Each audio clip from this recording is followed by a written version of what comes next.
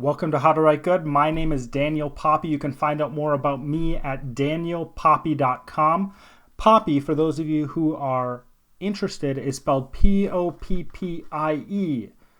On my site, you can find my book, The Ninth Hour. It is the first book in an adventure series, but really in the fantasy tradition. So if you like fantasy novels that are longer, series that are not longer, you'll like that. If you want something a little different than that, you can check out and something for free, you can check out my serialized novel, One Last Toast for Ebenezer Fleet. That comes out once a month. I'm up to chapter 12 or 13 right now. So we will keep on going through the year with that to February or March. That'll end the first book, and we'll see what happens after that. Again, that's One Last Toast for Ebenezer Fleet, and then my book is The Ninth Hour. Our word of the week. Our word of the week is austerity. Austerity means a sternness or severity of manner or attitude, or extreme plainness or simplicity in style or appearance. I'll say that one more time because it was a lot. Sternness or severity in manner or attitude. That's the first way you can use it. And the second is extreme plainness or simplicity in style or appearance. So if you hear austerity, it can be either or. It could be both, which should be interesting, I think. If you take a word that means two different things that are similar, and then you create a character who is matching both of those. So the character is the character, how they look and what they dress like is simple and extremely plain, and they're stern and severe, which might actually be a stereotype if you did that. But maybe you could use that idea. Take that idea. Feel free to steal the idea of making it completely different. Doing the opposite to make it more artistic. I don't know. It's a hard time to talk today. It's going to be hard to talk for me today. We'll jump into our accidental lessons right away. Why wait? We are going to be talking about building characters, and by we I mean me, but that's how it is. So we're going to be talking about building characters, and I want to talk about two different ways of building characters, and actually how you can actually use both of these to build characters at the same time. And I think that both of them play a very important part in creating the character. Last week I talked about this idea that you should try to, what would you call it? You should try to make things simple, and not necessarily simple, but you shouldn't overload your readers with tons and tons of information. And the reason at once in one portion, because the reason why is because a person can actually only understand consciously a certain amount of information. They only understand a very narrow bit of information that they use to understand what they're going through at the moment, right?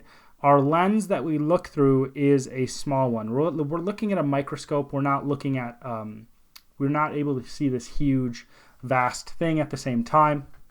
We're looking through a microscope, and that thing that's clear in that microscope will help us understand life, right? Give us that subjective view of life. Give us that subjective reality. The actual experience we have in life will come from that microscopic view, that very narrow vision that we understand. So last week I talked about how we should seek to focus on in the same way that humans focus, right?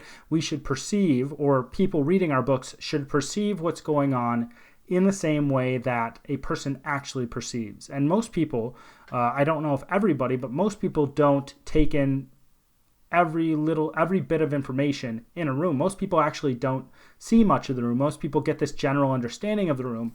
And the goal of that is to help the goal of what I was talking about last week is to help people figure out what makes a person understand that room or that place or that person, that scene, that action a person takes in a general way that gets the emotion, that gets the feeling, that gets the experience, right? We're trying to go for experiences in this across. And I think that taking that idea and bringing it into this will be helpful to think about creating characters as well. And anytime we're creating characters, what I talked about last week is applicable to what I'm talking about this week. So when you're creating characters, you should seek to explain or describe the character, maybe not explicitly describe the character, I'll explain that in a second, but if you're describing a character, you should seek to describe the character in a way that the person will understand the character as you meant the character to be understood. But you should not have too much, right? There, information overload. If you tell absolutely everything about the character might be extremely fascinating, and it might be important that the person knows everything there is to know about the character, but in general, it's the case that you need to actually cut things back to make the character more interesting, because a person who is reading, especially in this day and age, only has a certain amount of time to read what you're writing. That means the characters, okay, pause. You could write book upon book upon book about a real person. And if you want to make your characters as real as possible, then you could write book upon book upon book about how this person actually is. You could describe their backstory. You could describe every little physical feature. You could describe their favorite cereal and different things like that, what they like to eat for breakfast. You can describe all these things, but it might not be the case that makes a person understand the character in the way you want the character to be understood, and it takes a lot of time. So we want to try to find that balance between overflow of information and not enough information, so that we can make the person understand the character how we want the character to be understood. So that's taking that from last week and applying it toward this week is important. I would say that is applicable across the board for your writing, right? You can you're trying to convey the information in your book in a way that is elegant, and that's the whole point. And you're trying to make a story that is elegant, that is, I would say that most people want to write an iconic story. I don't know why they wouldn't. I don't know why you wouldn't want to write a story that it really sticks in people's minds and they just go back to that. It's a cultural touchstone, as it were. I don't know why you wouldn't want to do that. So we are going to be talking about characters in two different ways, from the archetypal or archetypal. I call them archetypes. I know some people say archetypes and different things like that.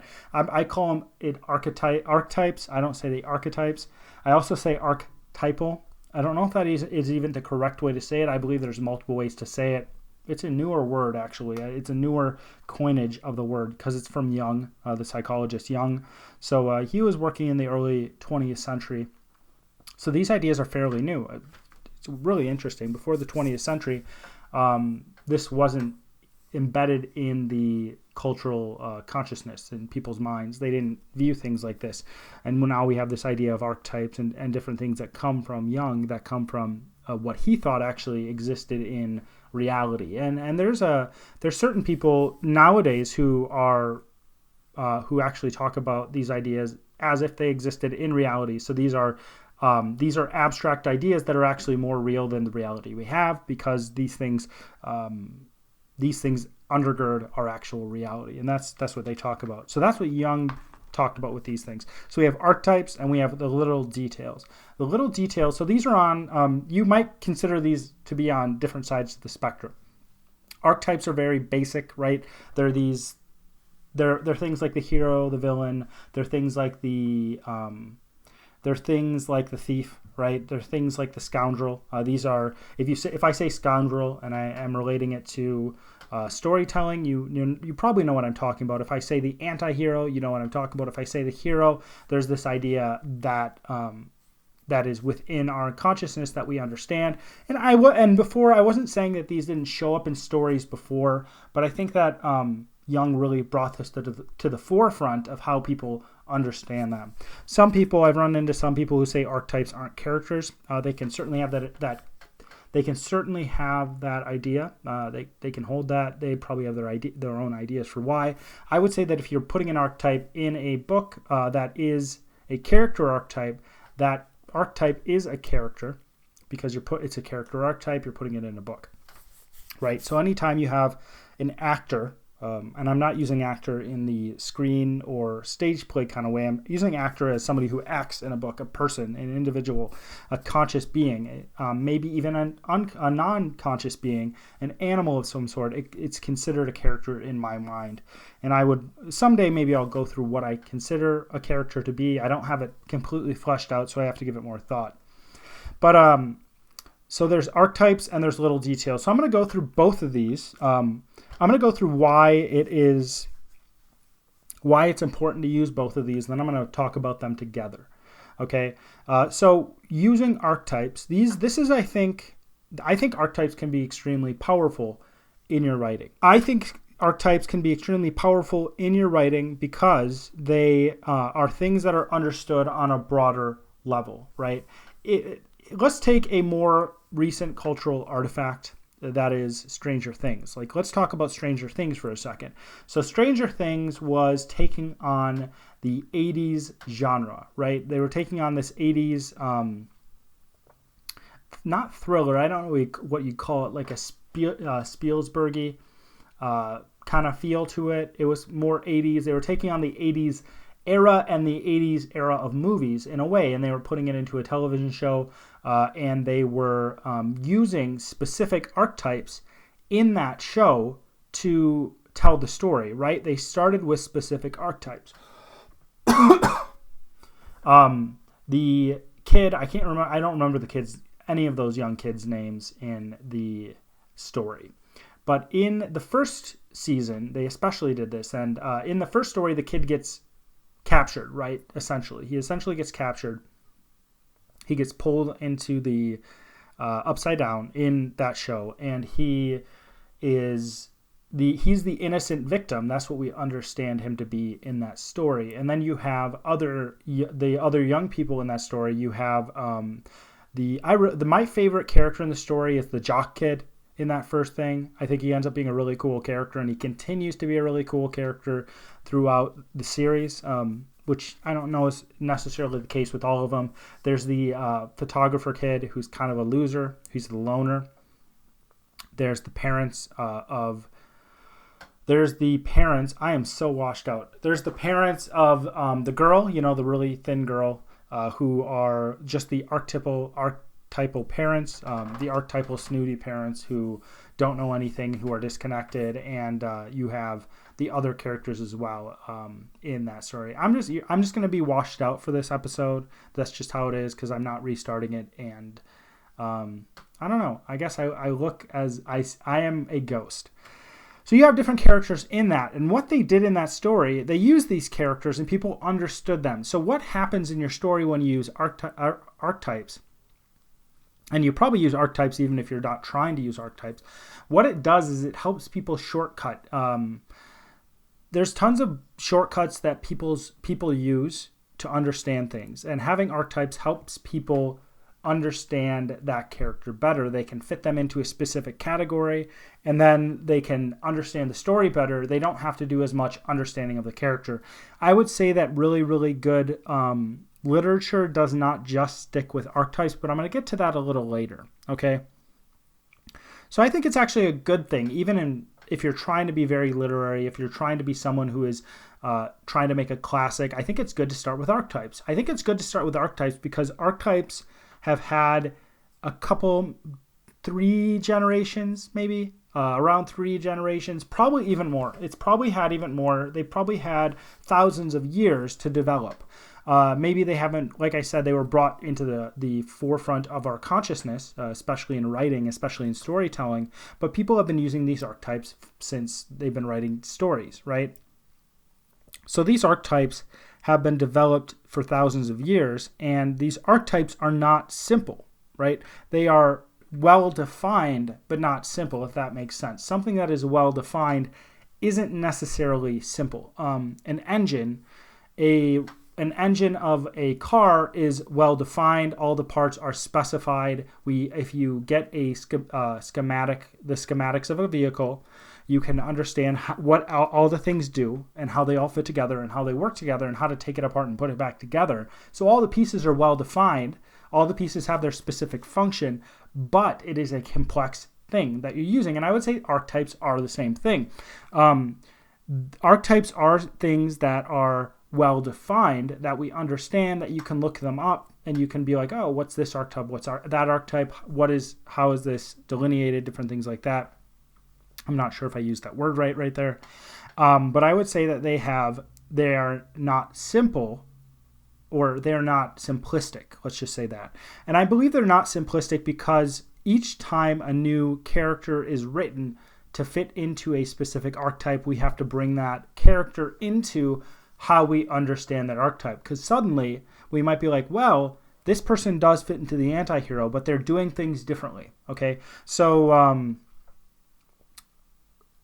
some people would probably define an archetype as the skeleton of the character, right? Not the actual skeleton, but the structure, the supporting beams and different things like that.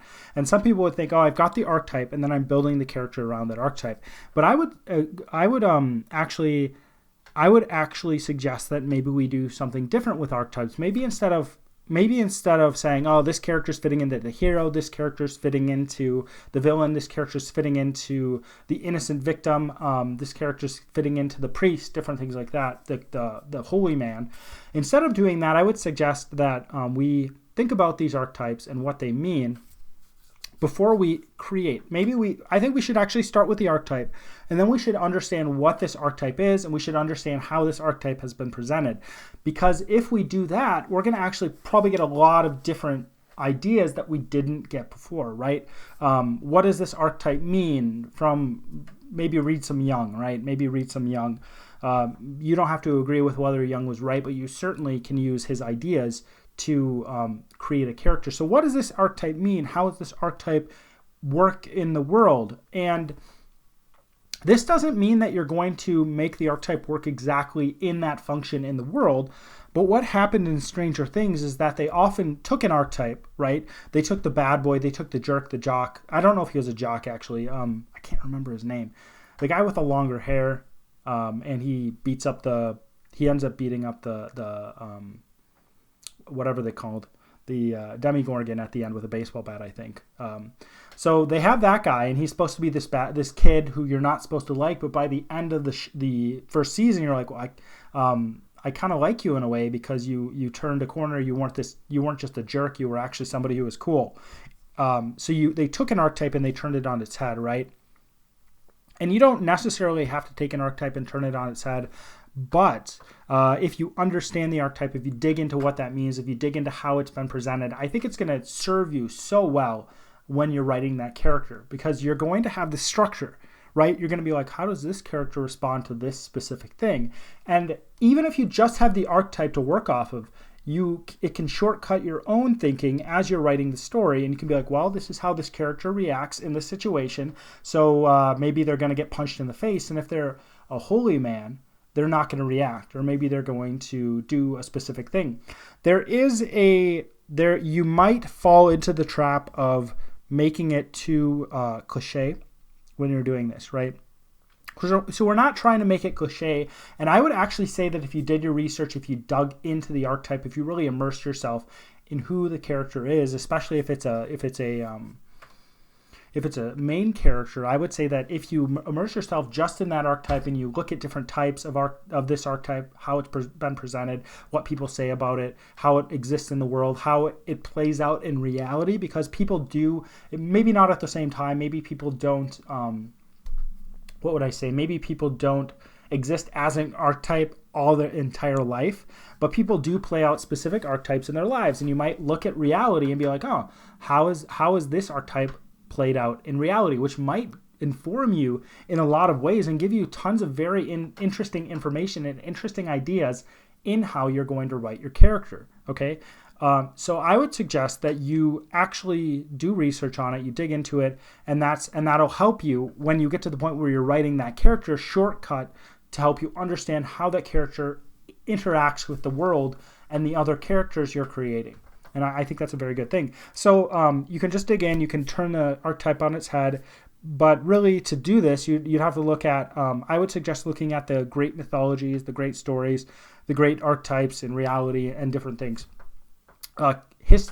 Characters in history can be very useful, and reading history can be a very useful thing. Reading history informs you about how people act, and that your time is not the only thinking time, if that makes sense. Okay. If you read history, you realize people have been thinking since people have been thinking, okay? You realize people have been thinking for as long as people have been around, and people have been coming up with ideas for how the world works since the world has been around, and people have been doing it in a way that isn't stupid, right? We always assume that, oh, people are from the past, therefore they must be less intelligent, they're less sophisticated than us, which isn't true at all.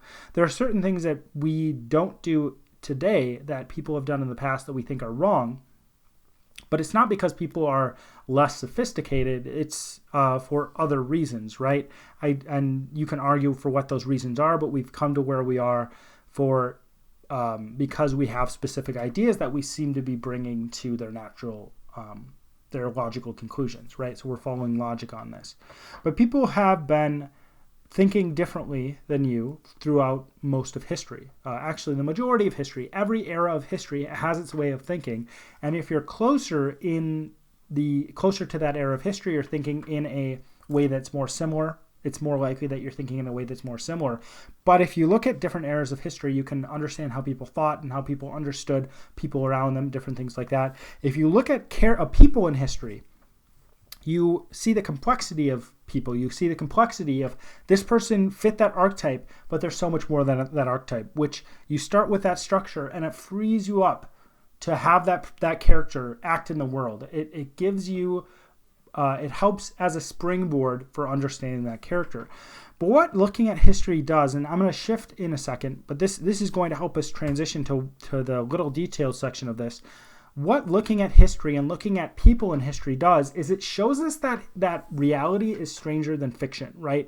It gives us ideas about how people interact with reality and with others that we would have probably never come up with by ourselves unless that thing actually existed in reality.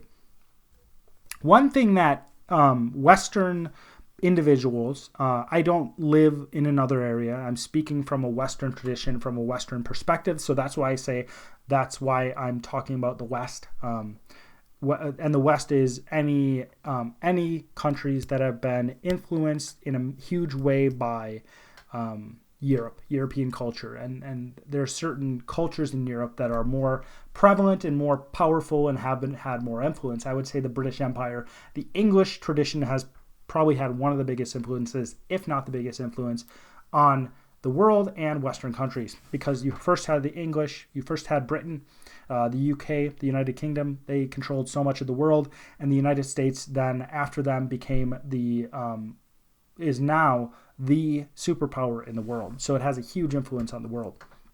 So any country that has adapted itself and come under that umbrella, come into that tradition, we view certain things in certain ways, right? If we are a little naive, right? We don't, in a lot of ways, people think that individuals cannot do evil. People think individuals cannot just do evil because they want to do evil.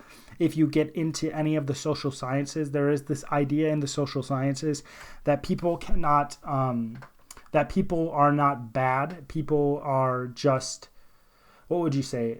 People aren't bad. People just need to be socialized in a specific way. And we can take someone who is bad as we understand them, right? Someone who does bad things, and then we can socialize them and we can socialize that badness out of them. So if atrocities in the past if we did not know about atrocities in the past and somebody put them into a book, it would likely, first of all, if we put atrocities into a book, I believe we would be putting atrocities that are much less than the atrocities that have been committed in a book, right? We don't know anything about the atrocities committed in the past or the present. And what we do is we put something about somebody doing something completely awful in our book. The reason why we would put something completely awful, but not as awful as reality, is because since we're so insulated from pain and suffering and human evil in our present lives, we don't understand the capacity of humans for evil. So we use our little imaginations, we use our view of how people are evil, because we don't know about those atrocities. And we're like, well, this is how I see people being evil, therefore I'm going to expand it a little bit more, and that's going to be an atrocity. But we don't realize, if we saw real atrocities, we'd be like, no way that's going to happen. And you can actually see this in how people view specifically the Holocaust. I'm not sure why they view. I don't know why people doubt the Holocaust. I think people typically it has a bit of anti-Semitism in it, where they're like, somebody could doubt the Holocaust without being anti-Semitic, but typically it seems like, the Jews made up the Holocaust, right? They're like, the Jews made up the Holocaust because they want power in the world. Or maybe people justify the Holocaust, and I've seen that as well. But there's this idea that the Holocaust never happened, and it's to delegitimize a group of people who aren't really a cohesive group of people. A lot of Jews aren't; they're just nominally Jewish. So there's people who doubt the Holocaust, and I think in part they doubt the Holocaust because of the fact that they don't believe that somebody could enact such an atrocity on humanity. But if you look back through history, it's kind of the norm. This has happened so many times that I would say that we are out of the ordinary in history. I know this is a little off topic, but in history, when you look at history, you notice that things happen that are much worse and much better, right? People show themselves to be so much better than we understand them to be, probably what we're able to write in our books, and people in really, really surprising ways, right? And people show themselves to be complete devils, right? People show themselves to be, in a lot of ways, demonic in the world that we than what we write in our books, right? We try to put something in our book that is very shocking. We put a serial killer in our book. To be honest, you have like these movies like Saw and different things like that. You have these movies, like horror movies that are just very brutal. And I'm not a big fan of horror, especially when it gets into very, very dark things.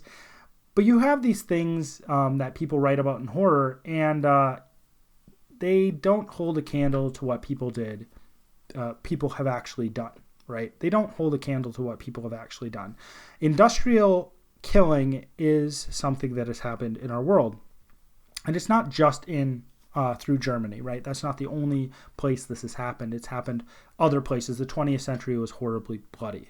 Tons of people died because of the evil of individuals.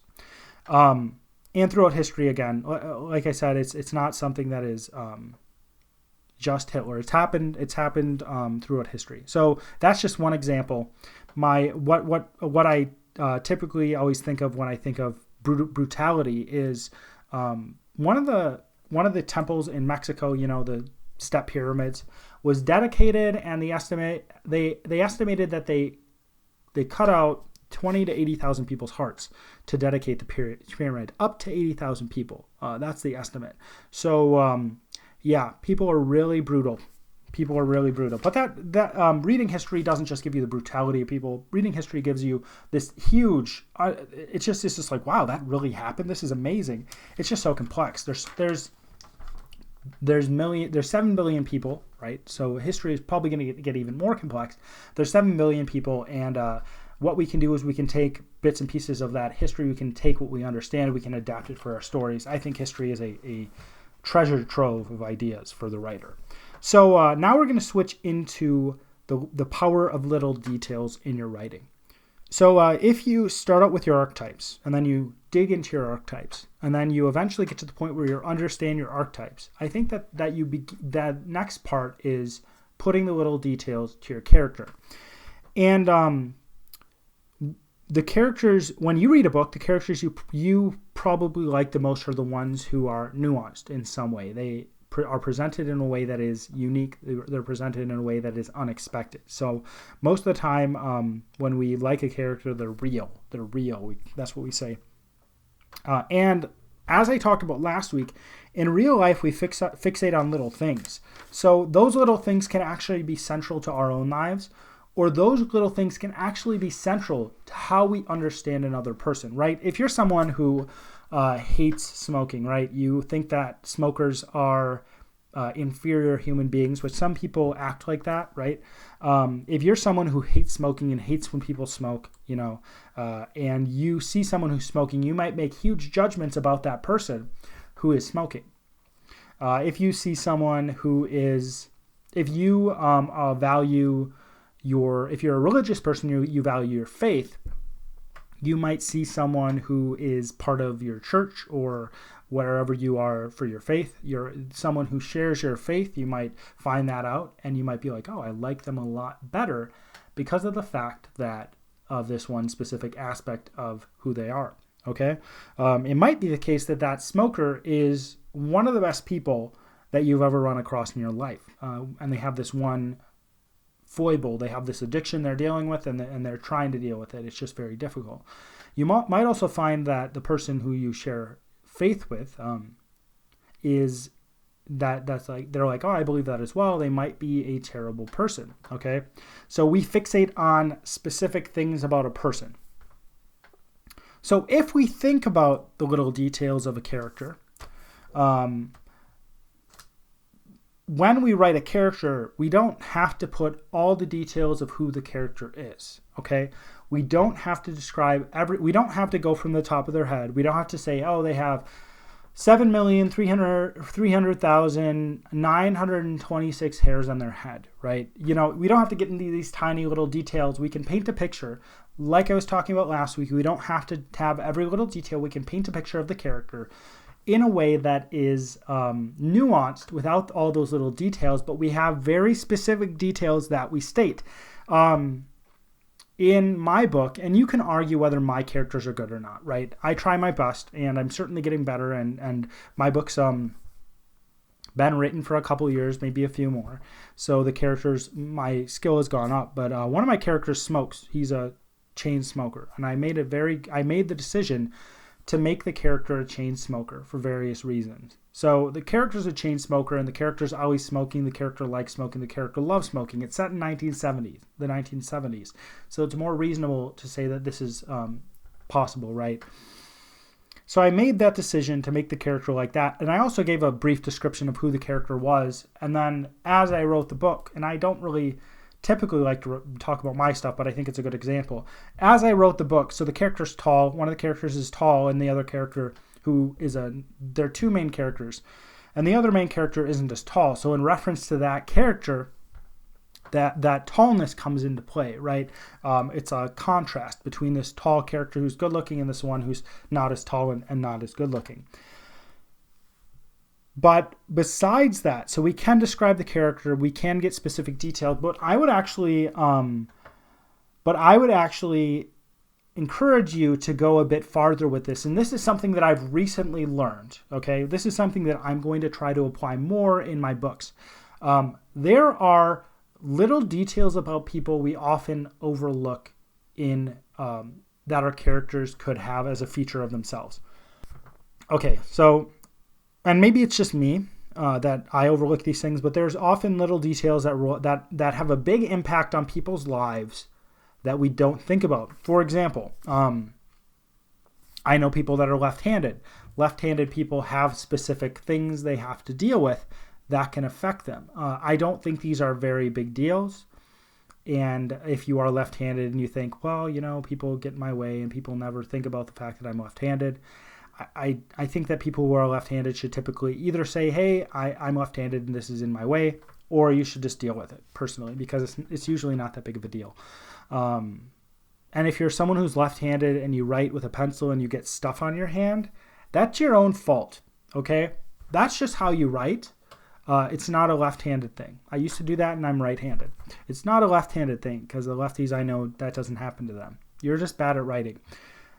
But yeah, so a character who's left-handed can have a significant, you can take the single idea of the character being left-handed and you can take the historical significance of the left-handed character and you can create a character and you can start with the left hand and grow the character out of the left hand, if that makes sense.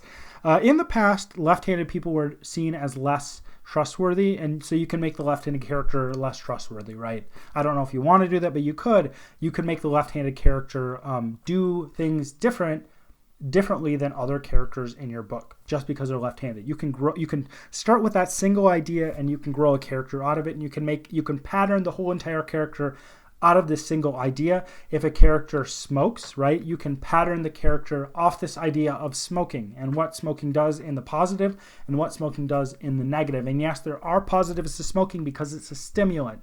It wakes you up. It helps you be more alert. It gives you cancer in the long run, but it wakes you up. It helps you be more alert. Some smokers say that it calms them down. So there's this thing that is in a way contradictory, and you can build a character out of that idea. So that's one way you can build a character. You're essentially making your own archetype from a tiny little detail. If a character has a tooth missing, you can use that idea and you can build around it. How do characters react to it? Where's the tooth missing, and how will characters react to a character with a tooth missing? It depends on what situation you're in, right? If you are in a boardroom, people are going to react with a character with a tooth missing in a huge way, a really big difference than if you were in the middle of nowhere, right? So you can take a small detail, but there are details we miss in reality. And there was a detail that I'm like, man, that really affects people in life. I've never thought about that before in my life. This is another good reason to read biographies, because you understand the details of a person's life and you understand the hard things, you understand the good things, the bad things in a person's life and how that affects the person, right? And it's easier to write characters who are patterned after yourself because you don't have to do as much work to understand other people. You don't have to do as much work to try to understand those smaller details that make up a person, that affect a person in huge ways. If you're missing your big toe, it's going to affect you in a big way. And this goes back to me talking about a real world, writing in a realistic way versus writing in a real way, right? Realism versus something that is real. And there is a difference. So realism is realism, for example, is if your character gets shot in the chest, unless they have protective gear that you can explain, they're falling back at the very least. They're probably going to fall off their feet. They're almost certainly going to die if they get shot in the chest. If they cut their femur, if they cut their femoral artery, there's a high chance they're going to die. That is a very serious situation. Okay, these are small details that have big ramifications. So I'm just going to list off a few smaller details in life that I think could affect people in big ways. Bunions, right? Your feet. I don't even know what bunions are, but you know what I mean. High blood pressure, a missing limb. If the person's ugly, what type of music do they like?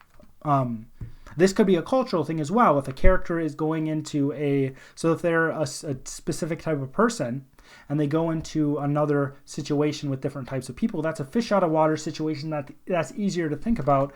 But we can turn that idea on its head too. We can have someone who looks like a specific type of person, and they're around those types of people, but they are not that specific type of person, so they don't fit in. It's still a fish out of water situation, but it flips it on its head. Did they eat cheap food as children, right? That you can go really far with that. That means the character was probably poor. That means they probably didn't have access to food that was as good. That means they're probably not capable of cooking. That means they're probably not capable of feeding themselves. That may mean they're overweight because they don't know what's healthy. They don't know what's not. They might have a vitamin deficiency. Man, you can go on and on with things like this. Certain ideas, certain small details can just explode. And like I said, you can build a character out of small details. Your character could know a random fact because of growing up with a parent who is a waiter or a waitress. Okay, I don't know what that random fact would be. But maybe they know a specific type of food.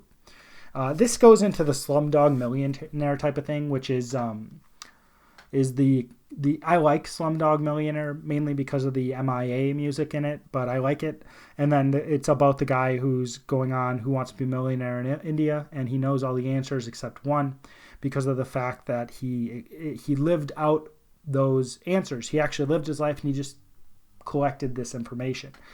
Again, the whole point of this is to bring in something overlooked that usually usually affects life, right? It doesn't necessarily have to affect life, but you can make it affect your character. Some of the easier things to do it with is like, I'm going to give my character a mental illness, right? You can just read up on the mental illness. But I would encourage you to go even further with this and not just stop at the obvious things. This is why I'm a person who likes doing planning. This is why I'm a person who likes to develop my ideas before I actually put them down on paper. I do a lot of idea development with my bigger projects. But yeah, you can take these and you can turn them into very big deals in the characters. Okay. So little details in life can affect you in really big ways. You can break your nose and change how you look if you don't tie your shoes, right? So if you are writing a model, you can steal this idea if you like. You're writing about a model, okay? And you can write a whole book about this. You are writing about a model, female model, because men don't typically take care of their physical appearance as much as women. It just is not a factor that's as big for men as women typically. You have a female model and she is modeling. So for some reason, she forgets to tie her shoes. She steps on her shoelace, she trips, she breaks her nose, how she looks changes because of the fact that her nose is broken. And that will affect her life, her livelihood. You could actually create a story from it. So just remember shoelaces and tying your shoes, and maybe this will help you springboard when you start writing your stories. So if you don't tie your shoes, you'll trip, you'll break your nose, it'll change your life. Not necessarily, but that's the whole point. You can bring all these together, right? You start with the archetype, then you can start bringing in those smaller ideas, and then you can create a fleshed out character. And again, don't make it too difficult for yourself. Do not overload yourself with information. Don't overload your reader with information. If you overload your reader with information, they probably won't want to read what you're writing. Some people do, Tolkien exists. But if you overload yourself with information, it's going to be harder to do that actual writing because you're going to start going off on tangents. And that's what I've gotten. There's certainly a time and place where you can be like, well, I want to overload myself with writing or with information, but that's your own choice. So I'll leave you with that. Congratulations, you got to the end of my podcast. So you either had to listen to my voice or you had to listen to my voice and watch my face, which I don't envy you. Let's just say that. But if you're someone who likes this podcast and you're thinking, I'd like to support him in this podcast or the other creative things he's doing, creative things I'm doing, there's a few things you can do because some people don't know what they can do to support people who create stuff. So these are the few things you can do that will really, really help me. First of all, check out my website. Check out the other things I'm doing. Second, comment on things, share them, like them, subscribe. Subscribe if you haven't already. And the third thing you can do is give reviews on different places, all right? So the biggest thing for this podcast is going on to iTunes, giving it an honest review, telling people why you like it, telling people why you hate my voice, why you hate my face, but telling people why they should really check it out, despite the fact that I have so many failings in terms of looks and voice. Other than that, if you want to check out my books, grab a copy of the book and listen to the serialized novel. Give digital copies away. That's a really big thing too. I always want to give you something that is valuable to you. I always want to give someone listening to this podcast something that's going to stick with them, or a book that they can actually own. And you can own that book for very, very cheap. So go check that out on Amazon. The different things I said: subscribe, upvote, comment, share, and definitely give it a review on iTunes. All right, as always, my name is Daniel Poppy, and this is How to Write Good.